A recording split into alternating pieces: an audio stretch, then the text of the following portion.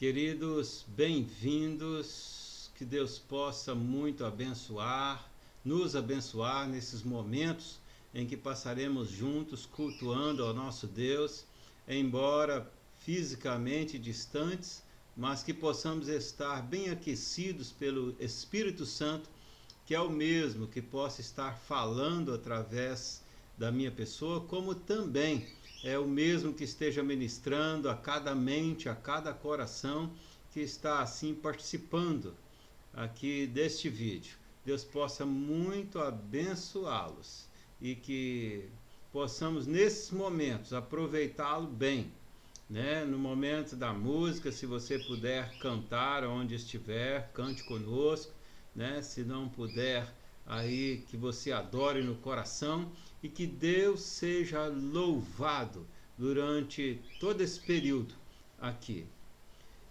Nós queremos nesse momento louvar ao Senhor com uma música.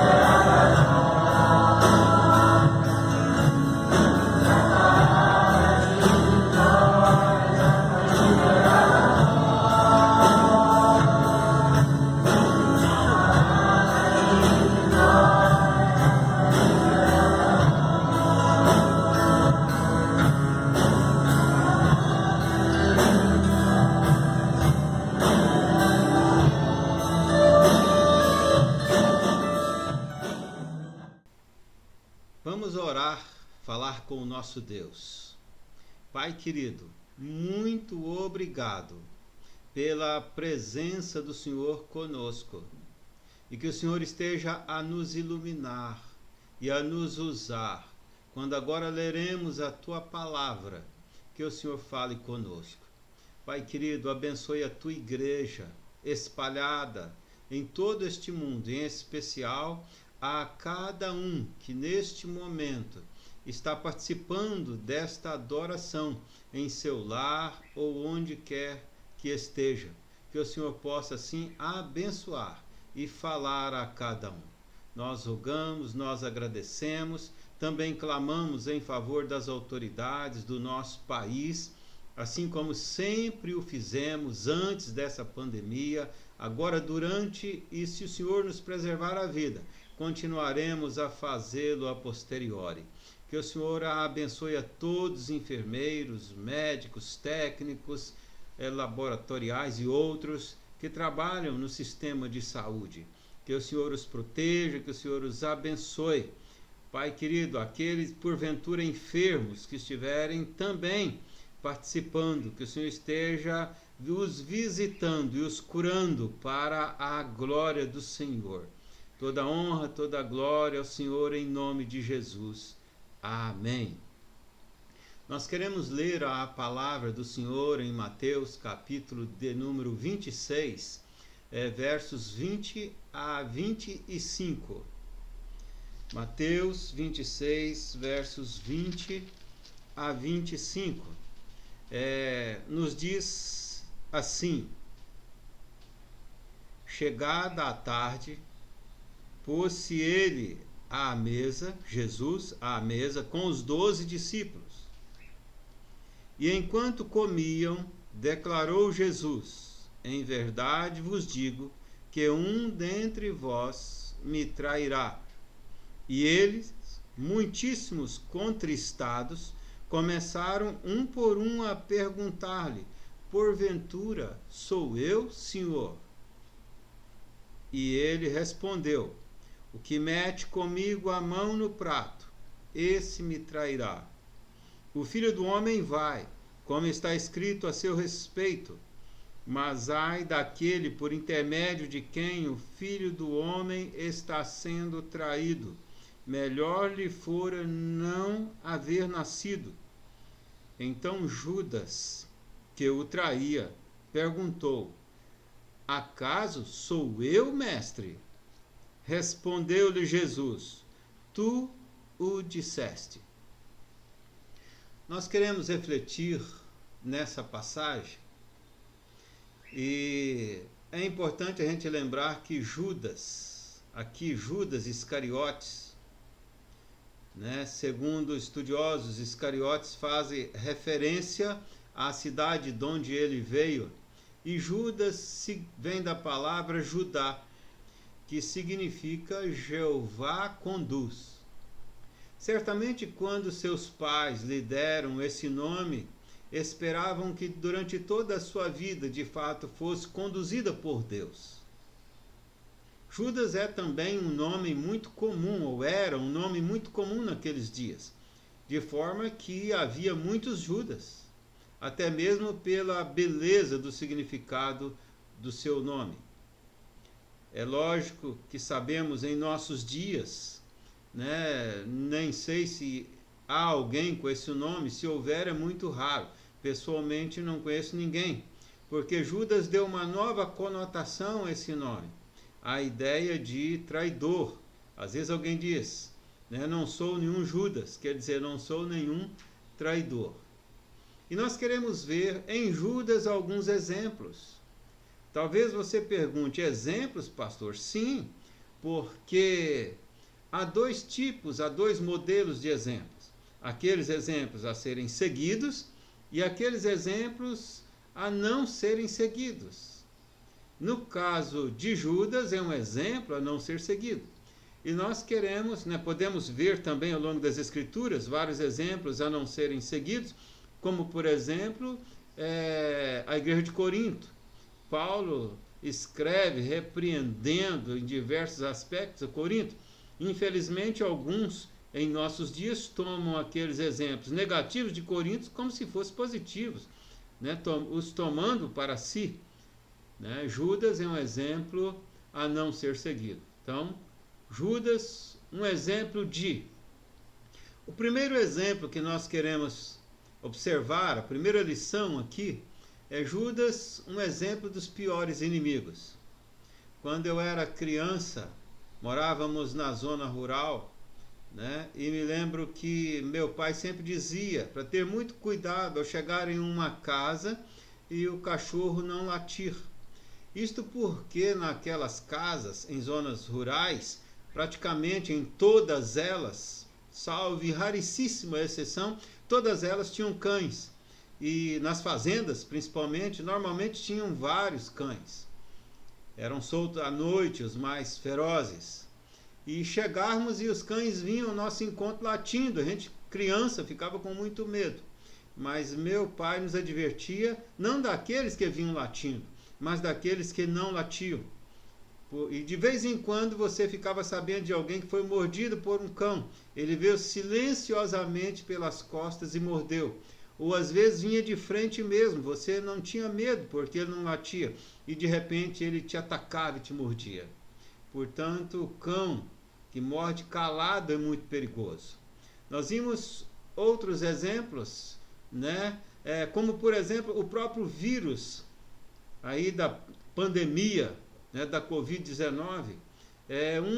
Uma coisa que os especialistas têm dito é que este é um inimigo invisível, como todos os vírus. Nós olhamos e não enxergamos. Saímos de máscara com todo cuidado, porque não sabemos onde vamos encontrar um vírus. Possa ser que passemos por diversos lugares e não haja nenhum vírus, mas não sabemos se há ou não há, porque nós não o enxergamos. É um inimigo invisível que o faz mais perigoso. Há também o caso do 171 no Código Civil Brasileiro, né, que é o estelionatário. E ele se aproxima como amigo e você, pensando que ele quer de repente te ajudar, colaborar contigo, né, se apresentando como um amigo e de repente você percebe que foi enganado, que foi ludibriado. São inimigos que se apresentam como amigos. Quase sempre, ou em muitas vezes, o inimigo da igreja, ou os inimigos da igreja, se apresentam no seio delas, causam divisões, causam contendas, confusões, né, como um tumor no seio da igreja, e ali dificultam muito, atrapalham muito a igreja. Inimigos que se apresentam como amigos, às vezes até mesmo dentro do casamento, alguém que se casou com outrem, que vai assassiná-lo, que vai tirar-lhe a vida. Se apresentam como pessoas que amam, que querem o bem, mas que de fato são capazes de matar. São verdadeiros inimigos que se apresentam como amigos. E o próprio Senhor Jesus já nos adverte ou nos advertiu que muitas vezes o inimigo estaria dentro de casa. Meus queridos, Judas era um dos 12 discípulos de Jesus. Mas ele, embora se apresentasse como amigo, era um inimigo dentre os apóstolos. Talvez você pergunte, então, por que Jesus o chamou? Porque foi Jesus quem chamou os 12. Jesus o chamou para que se cumprisse as profecias. O Antigo Testamento já falava acerca desse traidor. Nós vimos como, por exemplo, o Salmo 41, verso 9, o Salmo 53, ou 55, 12 a 14, Zacarias 11, 12, 13 e outras passagens fazem referência a esse traidor. Portanto, para que se cumprisse as Escrituras, ele foi chamado por Jesus.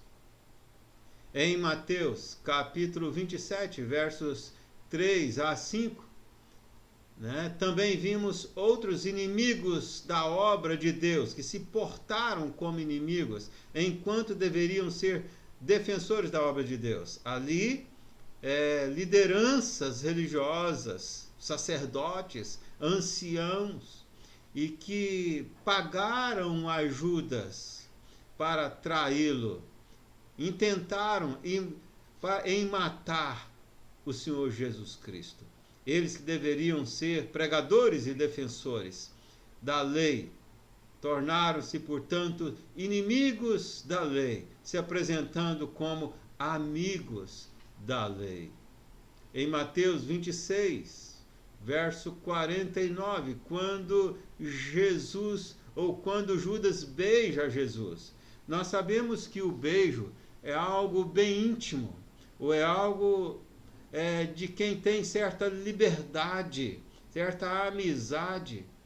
Até hoje, ninguém sai por aí, mesmo em nossa cultura, beijando alguém estranho de qualquer forma. Não. Quando se beija, ainda que com o ósculo santo, é porque há certa liberdade, certa confiabilidade para tal. Judas se apresenta como amigo, sendo ele inimigo. Os piores inimigos são aqueles que se apresentam como amigos, porque você confia neles, né? E os 12, observe que quando Jesus diz que um deles o trairia, e eles curiosos, cada um começa a perguntar se por acaso sou eu, Senhor? Sou eu, Senhor? Né? E Jesus diz, olha, o que mete comigo a mão no prato, e esse era Judas. E Judas então também pergunta, sou eu, Senhor? Ele diz, tu disseste.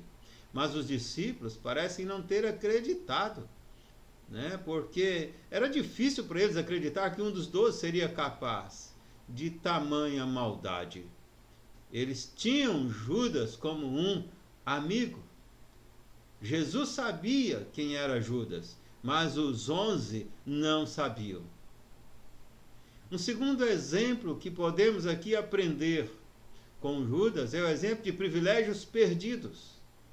Judas, um exemplo de privilégios perdidos. Observe bem que Judas andou por 3 anos com Jesus. Quantas proezas, quantos milagres, quantas maravilhas Judas presenciou. Judas viu a natureza obedecendo Jesus Cristo, o mar, o vento lhe obedecendo. Judas viu a multiplicação de pães. Judas viu pessoas com deficiências incuráveis, como lepras, doenças como paraplégicos, surdez, cegueira de nascença, curados. Judas viu morto ressuscitar. Judas viu muitos outros milagres, portentos feitos por Jesus que não estão sequer registrados nas Escrituras.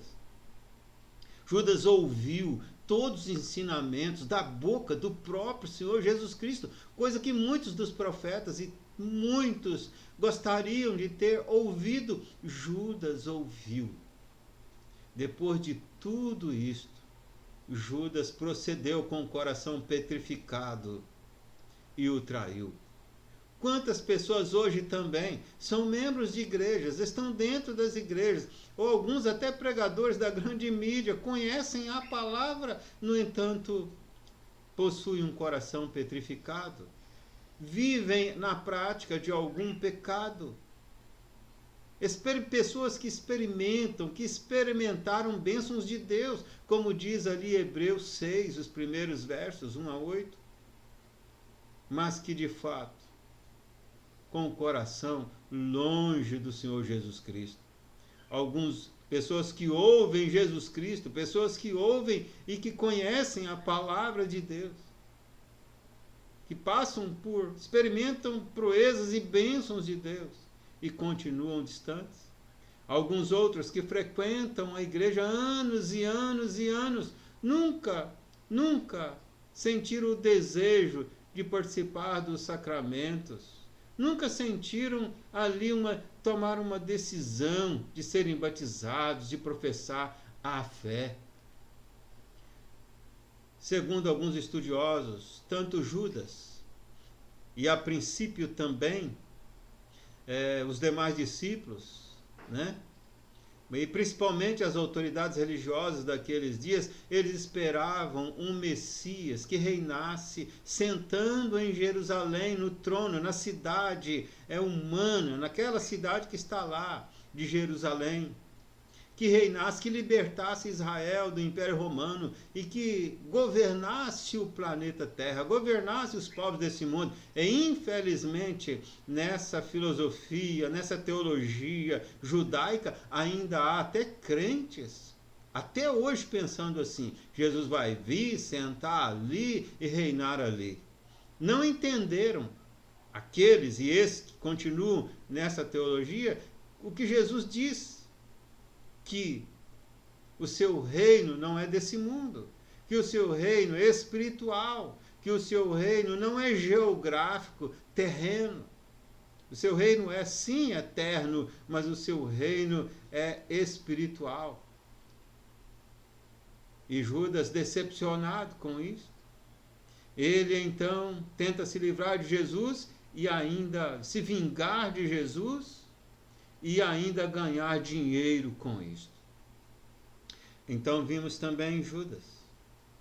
Um terceiro exemplo de Judas é do amor ao dinheiro. Em 1 Timóteo, capítulo 6, versículo 10, a palavra nos diz que o amor ao dinheiro é a raiz de todos os males. Não o dinheiro, mas o amor ao dinheiro. E Judas amava o dinheiro. Em João, capítulo 12,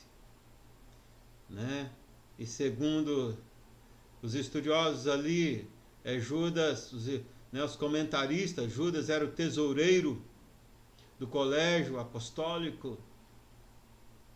No contexto ali, quero citar o verso 6, mas citando o contexto em que uma mulher quebra um vaso de alabastro nos pés de Jesus e enxuga com seus próprios cabelos. E Judas fica muito irritado.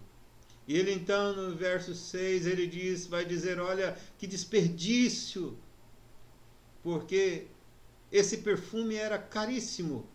E ele então diz, que desperdício, quantos pobres não poderiam ser ajudados com o recurso desse dinheiro? Jesus o repreende, vai dizer, olha, os pobres sempre tereis convosco, mas eu não. Referindo-se à sua morte esta, que ele seria entregue pelo próprio Judas. Mas João explica que Judas disse aquilo, não porque queria de fato ajudar os pobres, mas porque ele era ladrão e porque ele pegava dinheiro lá no sactel do colégio apostólico. Portanto, Judas demonstra amar o dinheiro.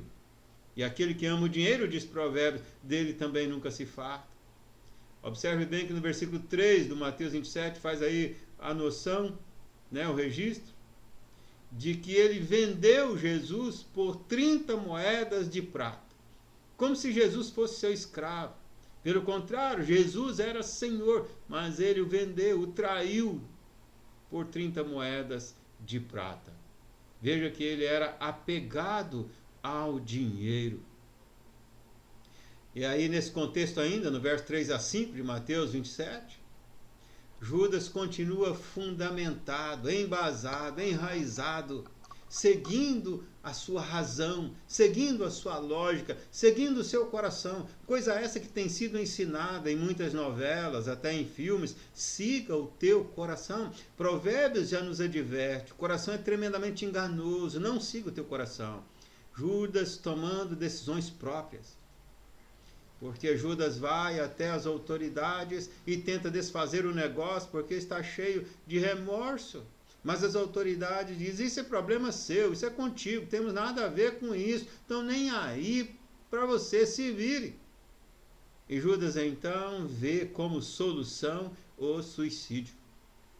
Porque sempre quando o ser humano está depressionado, ou muitíssimo pressionado, tremendamente ansioso, no caso dele aqui cheio de remorso, porque ele não se arrependeu, se tivesse se arrependido, pediria perdão a Deus, voltaria-se para Deus, colocaria os olhos em Deus, fundamentaria-se em Deus, mas não, ele se fundamenta em si, se fundamenta na sua razão, como muitos hoje, inclusive crentes, se fundamentam politicamente no seu coração, na sua razão, se fundamentam filosoficamente na sua razão, no seu coração, se fundamentam até teologicamente na sua razão, no seu coração, e não colocam os olhos no autor, consumador da fé, Jesus, não colocam os olhos na palavra, não observam detalhadamente a palavra.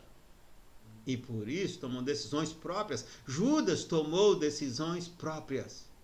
alguém no estado de depressão, ou alguém no estado de grande pressão, alguém no estado de grande ansiedade, alguém sempre o coração tende a insinuar: se você morrer, aí está a solução. Se você morrer, tudo vai acabar. Né? E o diabo não deixa de aproveitar para dar um empurrãozinho. Isso mesmo, se você morrer, é a solução. Mas quando o seu coração te disser isso, porque você está num problema, humanamente falando, muito grande, lembre-se, Deus é maior. Volte-se para Deus. Procure voltar-se para a palavra e meditar em textos da palavra que o Espírito Santo lhe trará à memória. Repreenda o teu coração, não siga o teu coração. Não se fundamente em si mesmo, porque para o coração, ele sempre insinua: se você morrer, tudo isso vai acabar. A partir daí, o indivíduo passa a ver a morte, quando ele olha para o coração, como solução. É o que Judas viu, a morte como solução. Mas a morte não é solução, Jesus é a solução. Quando seu coração disser isso, ser tentado não é pecado, mas cuidado, porque dá luz ao pecado se você se centrar no coração, se centrar na tentação da carne. E Judas fundamentou-se em si mesmo e por isso suicidou-se. Ele poderia ter feito como Pedro. Pedro se arrependeu, Pedro chorou, Pedro voltou para o Senhor, Pedro pediu perdão. Judas não. Judas resolveu por conta própria, pelo eu, seguir o coração. É o que muitos fazem. Nunca faça isto. Nunca siga o teu coração. Siga Jesus. Siga a palavra. E aqui eu quero então concluir recordando 3 exemplos que aprendemos com Judas. Aprendemos a ser diferentes. Aprendemos a não ser como Judas. Um deles, piores inimigos. E quase sempre estão dentro das próprias igrejas. Judas era um dos 12. Segundo, privilégios perdidos. Aproveite as oportunidades e os privilégios que Deus tem lhe dado de ouvir de Jesus, como ouvindo agora. O que fazer com isto? Não é só ouvir, mas é encarnar isso, receber isso, beber isso. Deixe descer para o seu coração a palavra. E o terceiro exemplo, não ame jamais o dinheiro. Tudo que temos, inclusive nós mesmos, é Deus quem nos dá, é Deus quem nos deu. Inclusive nós mesmos somos dele. Ame o irmão, ame a Deus. E eu encerro essa reflexão lendo 1 João, capítulo 3, verso 9 e 10, que diz assim: todo aquele que é nascido de Deus, Judas não era, não vive na prática de pecado. Judas vivia, era ladrão. Pois o que permanece nele é a divina semente. Ora, não pode viver pecando, porque é nascido de Deus. Nisto são manifestos os filhos de Deus e os filhos do diabo. É diferenciado os filhos de Deus e os filhos do diabo, que vivem em pecados, que não vivem em pecado, ainda que seja um pecadinho de nada, como pecado de não fazer o que deve ser feito. Todo aquele que não pratica a justiça, não faz o que tem que fazer, não procede de Deus, nem aquele que ama a seu irmão. Nisso é diferenciado os filhos de Deus e os filhos do diabo. Agora nós vamos ouvir mais uma música, ou vamos adorar o Senhor com mais uma música.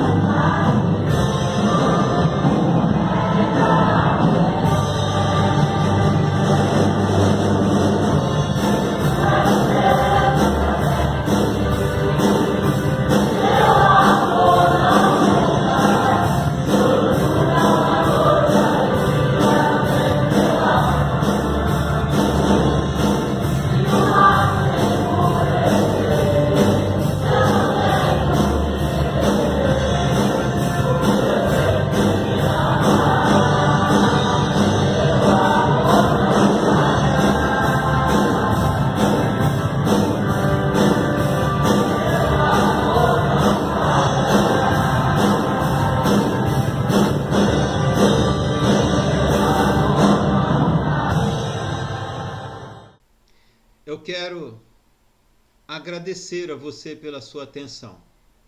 O nosso muito obrigado pela sua participação. Que Deus possa muito abençoá-lo. Quinta-feira, 19h30, teremos aqui a nossa live. Espero que você, podendo participar, participe conosco. Você será muito abençoado. E eu quero então orar. Nessa oração, quero então concluir e encerrar com a bênção. Pai querido, muito obrigado por mais essa oportunidade que o Senhor nos concede de compartilhar a palavra, de adorar, de bendizer o nome do Senhor.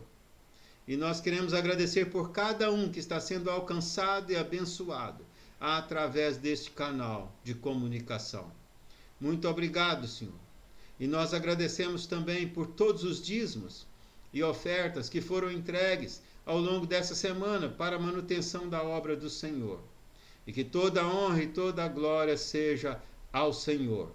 E dessa forma, o Senhor abençoe a todos os teus filhos espalhados em todo canto e recanto desse mundo. Que o Senhor esteja indo diante deles, abrindo caminhos. Que o Senhor esteja ao redor dos teus filhos, os protegendo de todo o mal.